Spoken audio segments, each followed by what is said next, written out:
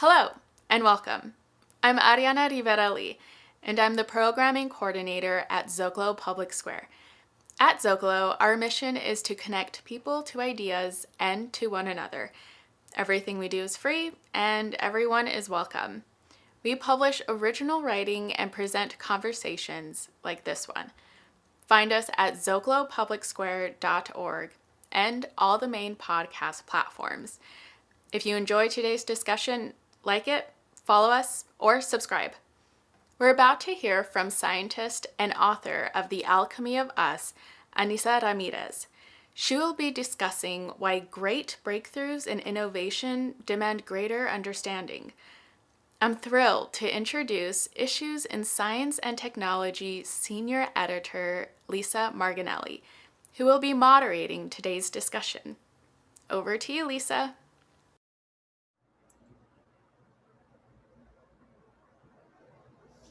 Hello. Welcome to Zócalo Public Square. My name is Lisa Margonelli. I'm the senior editor at Issues in Science and Technology magazine.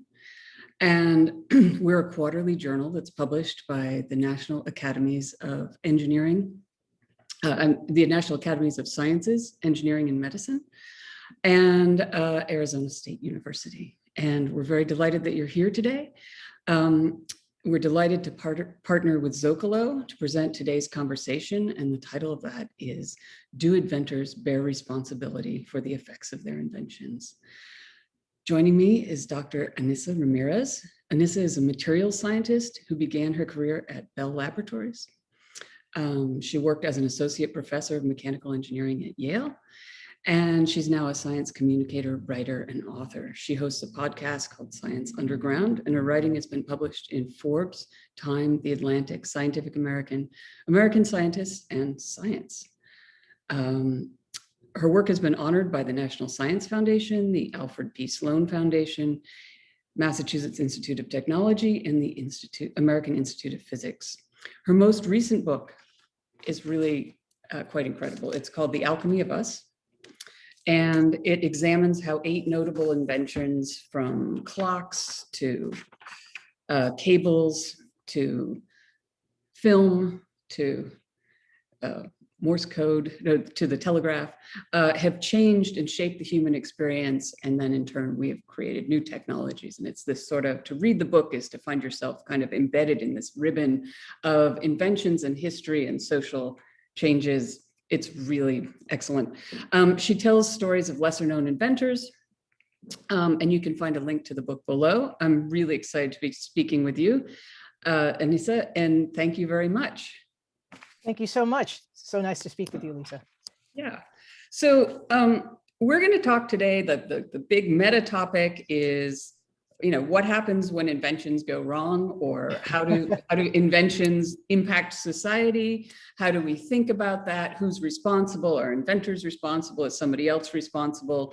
So we're going to talk about all that and unanticipated effects. But before we do that, I really want to dive into kind of invention and the life of invention. So you started your career. So first of all, you're a materials scientist. Materials scientists are like super inventors, right? What does a materials scientist do? A material scientist, well, the great thing about science is that we always say what we do in our name. So we focus on materials, stuff. And so we're interested in how atoms bond, but then we're also interested in the resulting properties. So the reason why your cell phone is small, the reason why the glass doesn't break very often, someone has thought about that, and it's usually a material scientist. So we're really interested in designing the right material for different applications. So do you lie awake at night and think about molecules?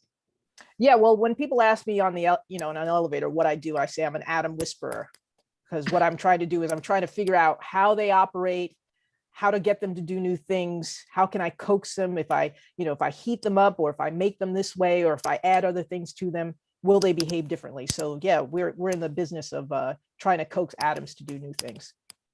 Wow. So tell me, so did you start off your life wanting to be an inventor? Well, I was a kid that took stuff apart. So I don't know if I wanted to invent, but I really wanted to know how the world worked. And science, I always gravitated to science because I really wanted to know why things happen. Like, why did leaves change color? I really wanted to know the mechanisms behind the world. And later on, I got the idea of becoming an engineer, because being a scientist was cool because it was learning, but engineering, you applied some of those things that you learned. And that felt good to me because I wanted to be practical about some things. And then later on in my career, I started inventing things, and it was fun. It was just, you sit down, you have ideas, or sometimes even when you're not sitting down, you could be doing something else. You could be walking and an idea comes to you and you try and figure out how to make it happen in the laboratory. So that's kind of how I'm wired. I'm a problem solver. Interesting. All right. So you got a job at Bell Labs. Like, Bell Labs is so amazing. Like, we all live in the world that Bell Labs made. Pretty much. Radio astronomy, right. Lasers, right. Photovoltaic cells, Unix, transistors. Right. Did I mention lasers? Yeah, you mentioned, and also what's making this conversation possible is the microphone, which was created by Jim West. He's an African-American inventor. That all happened at Bell Laboratories. So a lot of the things that we take for granted were made at Bell Laboratories. So what's it like the first day you show up at at Bell Labs? What happens? Well, you have knots in your stomach. You're pretty nervous because if you're a junior scientist, you're not going to know any more than anybody else. In fact, my laboratory was across the hallway from a Nobel laureate's laboratory. So you're like, okay, you better be on your A game. But when you realize that people really don't look at other people that way, they really look at the quality of your ideas, you just realize that you just have to work really hard and make sure that you have very, very strong ideas and you can back them up.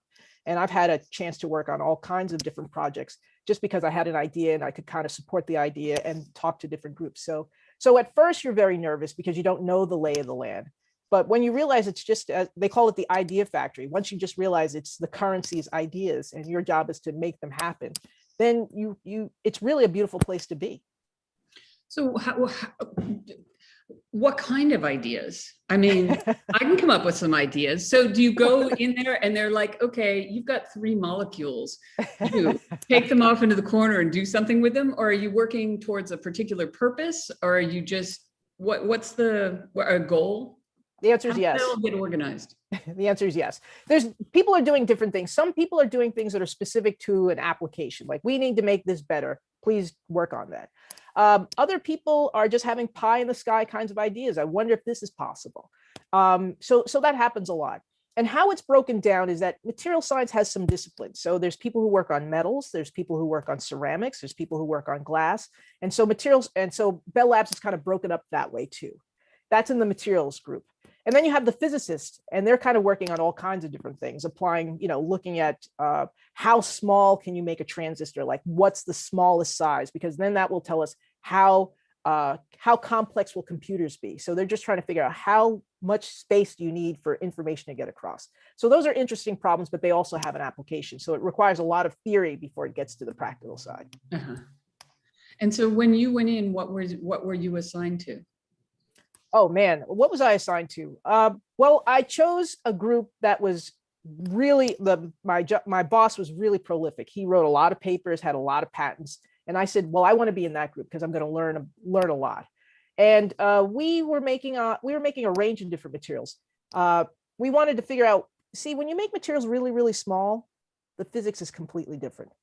So we kind of wanted to map out how they behave at the small scale, because why we were interested in the very small scale is that we wanted to make very small switches, because that's how you can route a telephone call.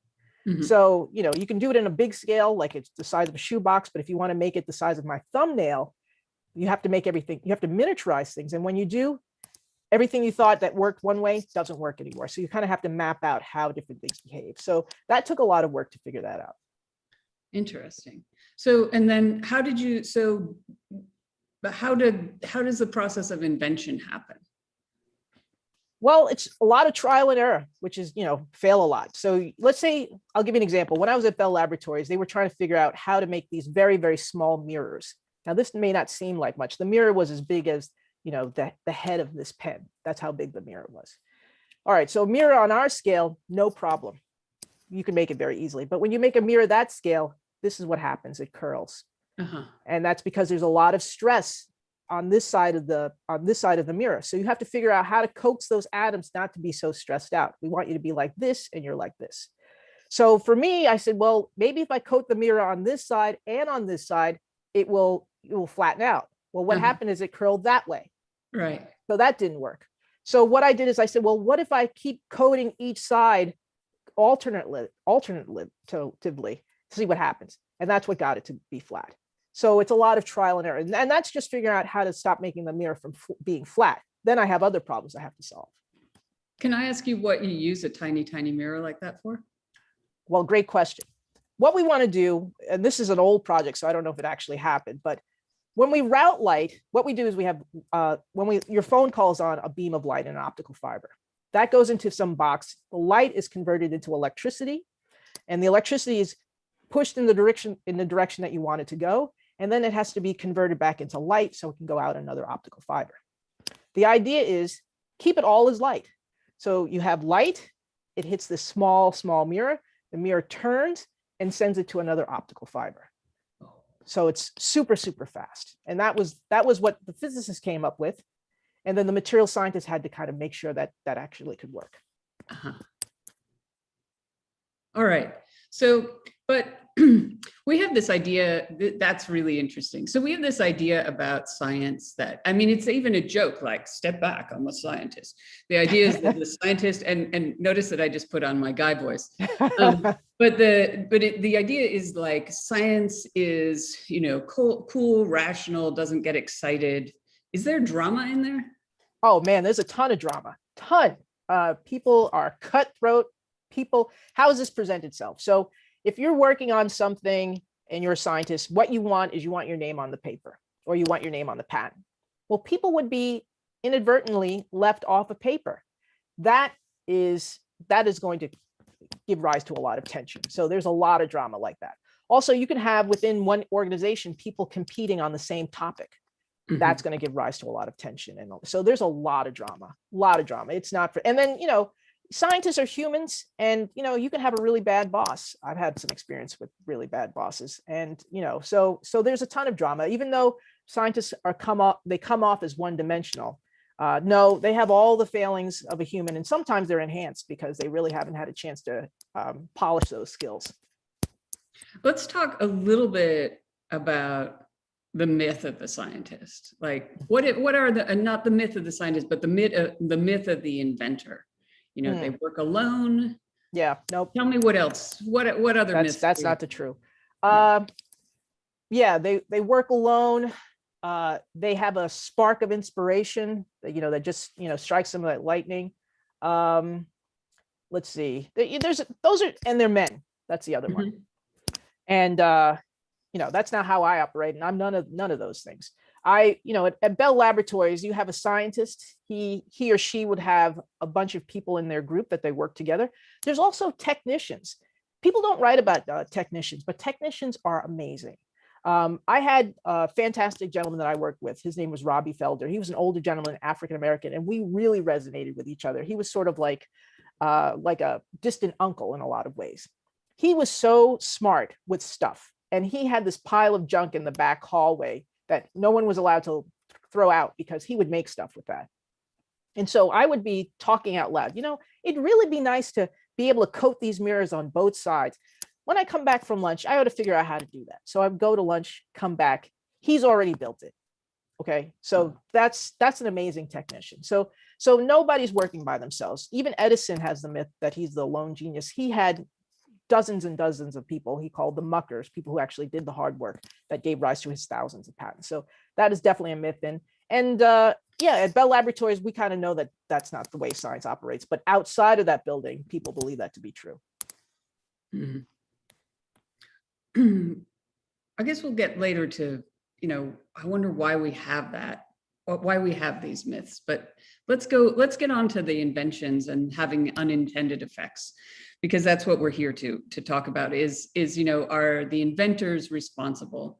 And I think, you know, we oftentimes, even here, we talk about this in a mythical way. We talk about inventors, you know, when an invention has an unpredictable effect or a bad effect, that's like the stuff, that's what our horror films are about. That's what a lot Right. of science fiction is about.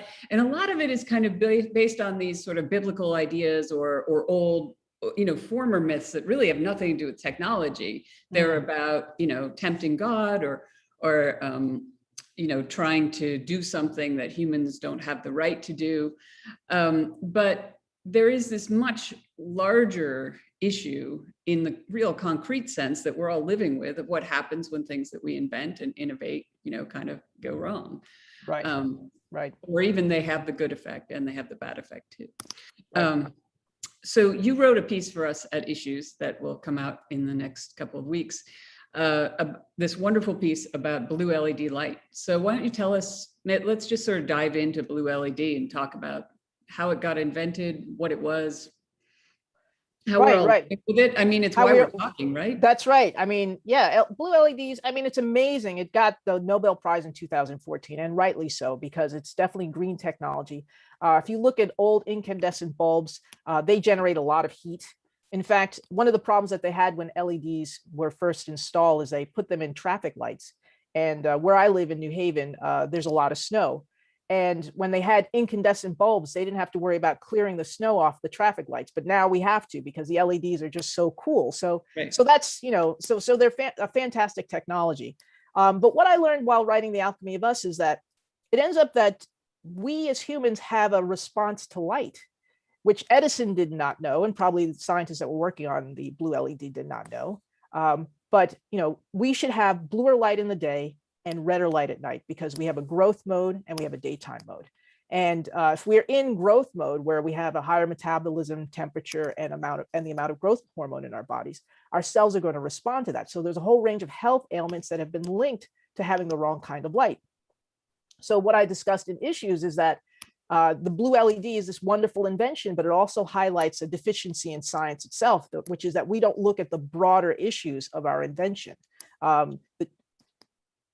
Let me back up just a little bit. Yeah. So we now live surrounded by blue LEDs. Sure. But that's only happened within the last 20 years or so. That's right. So that's right.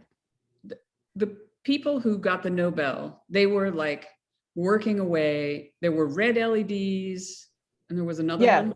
Yeah. Back up. Tell us a little bit more. In terms of the history of light, well, there was the incandescent bulb, and then we had those fluorescent bulbs, and which also generate a lot of blue light. And then we had compact fluorescent bulbs, which kind of look like little light bulbs, but they're kind of like this squiggly thing.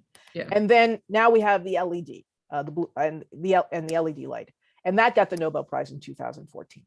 And so what I was just saying is that there has been this correlation between our health and the lights.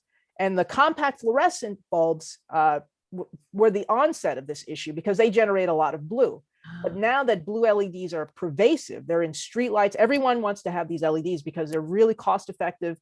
You can reduce your electric bill with these things. And they don't house mercury like the compact fluorescent. People have really embraced them.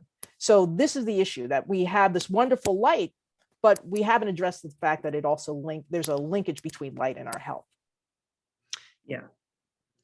And so when the when the inventors were working, were they aware of the impacts of blue light? That's a good question. Like, I don't know what was in their head, but I do know that the thought about the impact between light and health was definitely in the ether. People were talking about that. But we as scientists tend to be so siloed. Like, the person who was working, the gentlemen who were working on blue LEDs, and there were hundreds of people working on it. They're at the Materials Research Society conference, and they're at the American Chemical Society conferences, and they're there to kind of get more information about how to make these bulbs better. They may not be talking to, health physiologists to figure out what may be the impact of the light. So we're very, very siloed. And so that's the thing I wanted to emphasize, is that, they're doing great work. It was extremely hard to make the LED. You have to make these multiple sandwiches. You have to kind of coax atoms. We talked about being an atom whisperer. You have to coax the atoms to land a certain way by changing the gas chemistry. So it was not for the faint of heart to create these blue LEDs. And so it's definitely worth getting an award. But now we have to figure out how to live in a healthy way with this wonderful invention. And so that's what I'm trying to highlight when I actually wrote about that in The Alchemy of Us.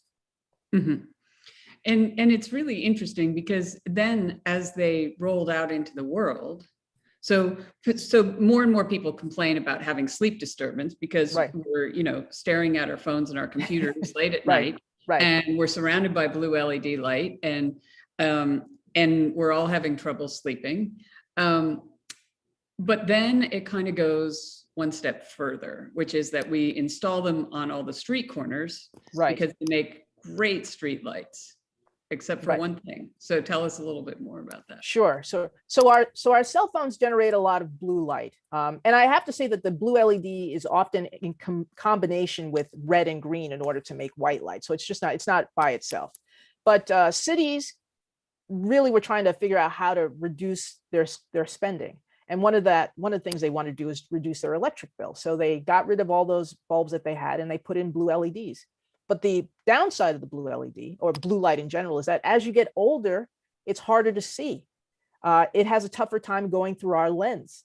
And so what we're doing now is by having all these street lights and highway lights with blue LEDs, we're actually making it harder for more senior drivers to see. What they're seeing is the stuff that doesn't go through their lens actually comes off as glare. So that's putting them at harm, but it's also putting all of us at harm because well-meaning people may be driving at night and unable to see and may cause some kind of accident. So this desire for more efficient bulbs is definitely well-intentioned, but it wasn't well thought out. And so how would we think that out well? Like, I mean, I don't think we could go to the Nobel Prize guys and say, hey, you're hurting my grandmother, which is soon to be me, by the way. But, No, well, what we can do is, I mean, municipalities could use different types of light. There are other types of light bulbs that are out there and that are made. So we could change the types of lights that are out there to make sure that senior drivers and all of us actually have a better time. It's just that we're just so hard-headed and just purchasing these one types of light because we're really just focusing on the bottom line. We want to solve this problem that is reduced cost, and we're not thinking broadly. And it could mostly be that people just don't know. They don't know that there's this impact. When I have people read my book, they're like, I had no idea that, I've changed all my lights because of this. So I really think there's a lack of knowledge. Mm-hmm. So I guess this kind of gets up to this more systemic question of how do we think about inventors and companies or conglomerates and the scientific system and the purchasing by municipalities and public health. I mean, this is not, we pitched this as a story about inventors, but it's really about how do all these things interact, right? And how do we think about getting inventions from here into society and thinking through the ramifications. It's a good question. What we have is a lot of flowers, but no garden. There's an ecosystem, but there's no one who's just, and we want to have it open because inventors want to be able to do what they want to do. But we have an FDA, we have things that monitor different things. And so I think there needs to be some kind of organization that's just keeping an eye, or at least making that connective tissue, between those two different things. Program managers at granting organizations, they sometimes provided that connective tissue. Hey, so-and-so is working on this. You should talk to so-and-so because they're doing something similar. But what we needed is on a much higher level scale. Like, hey, I see people are working on this. Do they know about that? We ought to connect them. Some high level person should be doing that on some level, because scientists, they ought to be doing that, but they're not. And so there ought to be some way to kind of have those kinds of conversations so that people are aware of how their invention will live in the world. So that's one thing. Let's talk about how scientists think and can be made to think differently in a second. But let's just kind of dive into this question of how do you create the garden and how do you create, I don't know, the bee, the creature who oversees the garden and thinks about how all the parts play together. It's a really interesting idea, because in the United States, the FDA does that for drugs, but we don't do that for and the federal highway, there's an interlocking set of rules for federal highways and street lights and stuff like that. But I don't think that we actually had someone testing the street lights and saying, do they work for everyone? So yeah, well, we need that. That's what we need. I mean, the FDA is definitely certain for drugs, but when innovations are launched into the world, there's someone who should be interrogating them. I mean, even things like Facebook, things go wrong. I mean, the internet is a wonderful tool, but then there's some really bad things. Did anybody think about that? Did we put any fail safes? So there needs to be some regulation of some sort. I don't know if the government's ready for that, but that's definitely what needs to happen. We're learning about that not only with gadgets that are with us, but also with more sophisticated things like AI and facial recognition software. So we definitely need some regulation. So, and do you see that as something that is government or industry or something like, there used to be, I don't even know if it still exists, but there used to be the Good Housekeeping seal of approval. Right. I was never too clear who they were, but they're real people. I mean, they would have their own test kit. That's what we need, an independent test kitchens. I've always said that, we need to, bolster consumer reports and just say, look, test all these things, rate them for different aspects, not just also for cost and efficiency and how much, but, is there bias? Does this have any health effects? And, someone needs to do a deeper dive, maybe some investigative journalism to kind of really figure out these things. But we need to support those organizations. Good Housekeeping came from subscriptions. Consumer Report is probably supported by subscriptions too. We need something that's, and they didn't take advertisements because they really wanted to be independent. So we need some kind of organization. So for all the philanthropists who are trying to figure out what to do with all that money, here's what you can do. Here's your idea. See, I think that's a really interesting idea. And I think the other thing too is that, just from a policy side, when whenever a federal contract buys something, it has to meet a bunch of standards. And that same thing is true at state levels. And those federal standards impact state standards and kind of also lead local municipal standards. So you could potentially have some sort of public-private thing that kind of worked through this and talked about things. But now I want to kind of go back to, did you want to say more about that? Well, I was going to say, it's just the Wild West right now. If I make an app, all I have to do is make that app and then just put it on a vehicle to get it out to other people. It's not, maybe it will get reviewed by people, but reviews are a little different than, yeah, this is a good idea and it's good for society. So yeah, but there isn't anything. There's no regulation for that. It's really interesting, before the we think of as though the Good Housekeeping seal of approval has always been around, but I was reading recently about the history of the clothes iron. And, in the beginning, they were heated up on the stove. They were actual irons heated up on a stove. And then there was electric. There were some that were kerosene. I think there was a natural gas one. And I think I read that for 40 years, people considered the electric ones to be too dangerous. Which is wild because people are, ironing with a flaming gasoline. So it takes a while to set these procedures up and these institutions, but it doesn't mean you shouldn't do it.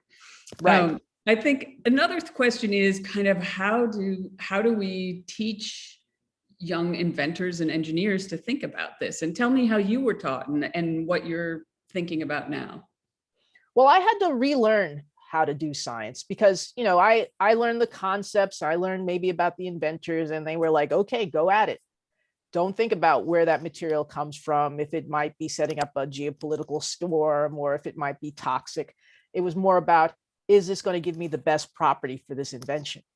And it's only after, having to be re-educated where I'm learning, okay, well, let's choose materials that are earth abundant and doesn't require clearing out a mountain or doesn't, or I think about its longer term life. Is it easier to recycle? But that was later in my life where I figured that out. So scientists aren't really trained to think that way. Maybe they'll have a unique situation where they think about those things, but oftentimes the courses don't propose it that way. So what caused you to rethink everything? Well, I've always kind of had that leaning. I just felt like it was absent. So it was absent in my education, but it was also after interacting with other people who are working in sustainability that I was like, wait a minute, I should be thinking about that. What am I doing? So it was only after, meeting people and being exposed to other people that it became part of my own learning. But if I never met those folks, I probably would have continued to do things the way I wanted to do. Because look, if you want to be on the cover of Science or Nature, it's got to be the thing that's the best or the most unique. And those may require very esoteric materials to make that happen, or may require processes that no one else can really do. And as a result, what you're doing may be, it may be very resource heavy to make that one thing.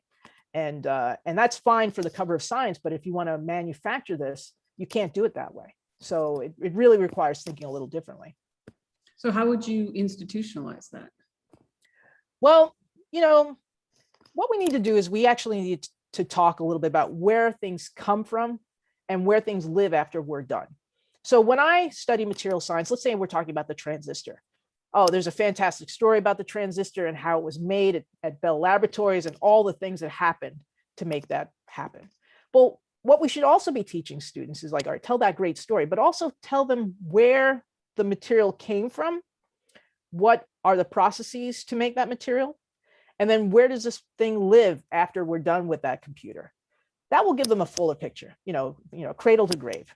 I think that would help give them some sense of how they should choose things and what they should consider. Okay, well, this material is hard to recycle, so maybe I won't choose that material. It's not as efficient as this other one, but I know that it's better for the planet. So we need to have that kind of thinking in there. And I think if we learn more about where things come from and where they go, that will kind of encourage that thinking. So does Science magazine need to rethink what it's going to publish? Well, it's supposed to show us the latest and greatest. It's a North Star, which tells people this is the direction you should go. And then we should tweak how to do that. I don't think scientists do that, but this is what you should be shooting for. And I would say, okay, can we find the way to do that that's sustainable? That might be the next layer. So no, their mission is to show the latest and greatest and to inspire and to show what people are doing so that it can give us a new set of tools to figure out or explore or look at problems in a new way. So that's their job. But scientists don't know that there's another way.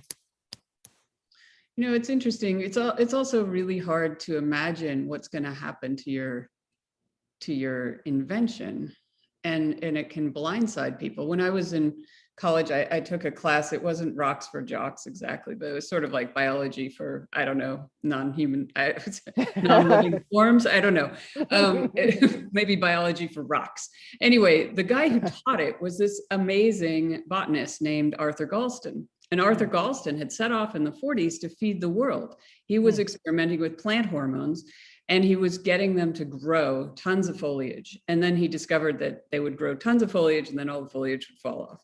And so he had inadvertently invented, a very powerful herbicide, and it later became Agent Orange. Wow. And therefore, he subjected himself to teaching, biology for the rocks because he felt very, very, he clearly had been very heavily impacted by this. This was a guy who wanted to feed the world, and his invention had completely left his hands. And, it seems like we put a lot of pressure on the inventor, in part because we don't have any other backstops. We associate inventors so much with the thing through that myth that we don't have these other sorts of institutions. It's a good point that you make. We don't have something to kind of be in between that's extremely hard. It happens a lot where you can invent something and it escapes your hands. I remember talking to Jim West because I'm working on a children's book, and he's the gentleman who created the microphone. And because I was thinking about this, I said, well, Jim, is there any way that your invention is used that you're not happy about? Because he was listing all these great places, stethoscopes and hearing aids and microphones and cell phones. And he says, well, like an electronic microphone? It's it's the condenser microphone. It's the piece of, there's a membrane that as your voice hits it, it moves up and down and it's sensed. And that's what creates, that gets converted into electricity. So he created the very, very small version of it. It's called a foil electret. And he says that this was adopted by the military for surveillance. Mhm. And he's like, he didn't want to talk about that. He's like, yeah, I'm not too happy about that. Mm. So yeah, we're scientists are supposed to invent, and we hope for the best. But again, as you say, there's no backstops, and so I think we ought to explore how to have that happen. What would be a backstop? Besides this Consumer Reports things that I want the Yeah. philanthropists. Yeah. Well, I think that at Bell Laboratories, you have the engineers, the scientists, but then they also have managers and directors. And the manager is kind of there to just shepherd these great minds. But I think the directors, who are often members of, societies, they should be thinking a little bit more high level. Mhm. So maybe we could be training them a little bit. I know they have plenty on their plate, but they should also be thinking about this ecosystem and linking people. Like their job should be like, okay, Jane, you're working on this. I want you to talk to Alice because she's working on this, and you're in completely different fields. They should be creating that kind of network, and also saying, well, be careful if this might happen with that. So is there any way that you can design this out so that it doesn't get misused, Mhm. or at least have people consider it? Yeah, that's interesting.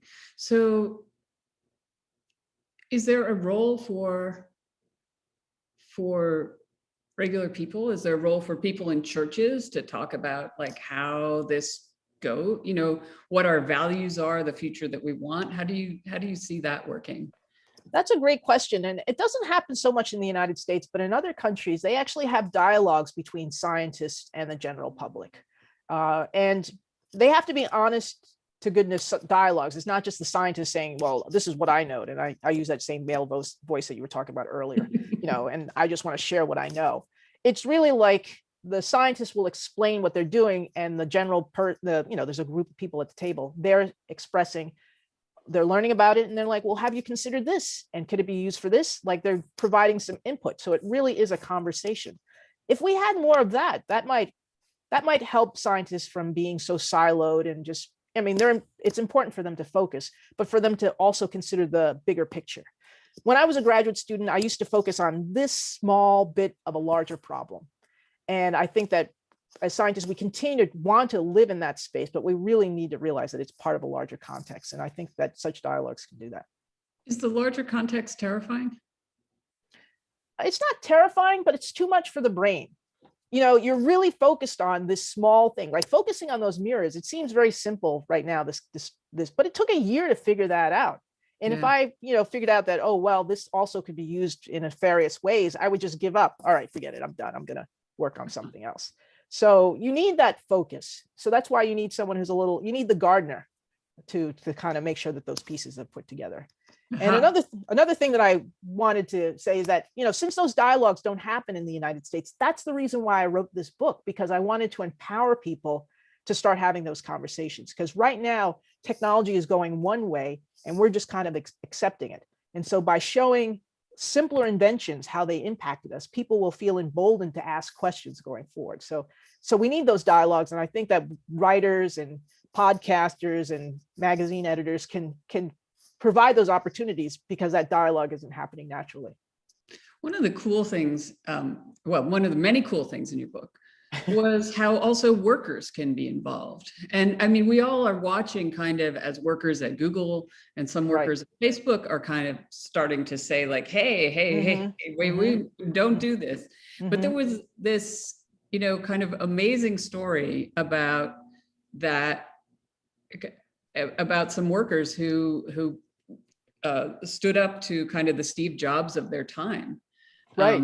Absolutely. And who was making Polaroids. Can you tell us the story of the Polaroids and Caroline Hunter? Sure. So one of my favorite characters from the book is Caroline Hunter. And in 1970, she was a 20-something-year-old African-American woman who was a chemist at Polaroid. And as you say, Polaroid was like the Apple of its day. And, Edward Land was like the Steve Jobs of his day. So she's working like the IT company. And not only that, she's working on the IT project. If you remember old Polaroid camera kind of film, it kind of looks like this. And at the bottom is this goo. That's the official name. It's like this buttery paste that's squeezed onto the film as it exits the camera. So she's working on that. So she's working on the IT technology. But one day she's going to lunch with her friend and they see a mock-up for an identification card, and it says Department of the Mines, Republic of South Africa. And they're like, what? Because this is 1970, South Africa has got this apartheid system. And what they find out is that all Black South Africans have to carry with them a passbook. And this passbook monitors and controls where they can go. And at the heart of the passbook is a picture made by Polaroid. So Caroline and her friend Ken Williams didn't think this was right because, in the 70s, labor unions were a little stronger and workers felt more empowered. And they were like, our hard work should not be used in nefarious ways. So that's why they felt empowered to go talk to the management to alert them in case they didn't know, and also say that they didn't think this was right, that this technology that they've worked hard to make is being used in this negative way. So I encourage that people who are, see something, that they also say something. There's a long tradition of workers pushing back, saying, this is not right. My labor should not be used in this way, and see if they can make some modifications. And this is what Caroline and Ken ended up doing. And they did it for like years. 7 years. Personal cost. Absolutely. Like they lost their jobs. Caroline Hunter told me that she was blackballed in that city, so she really couldn't get a job. She didn't do science anymore. She was an administrator in a high school, but she was the Rosa Parks of her day. And they, Land was this guy who really was magical in his head.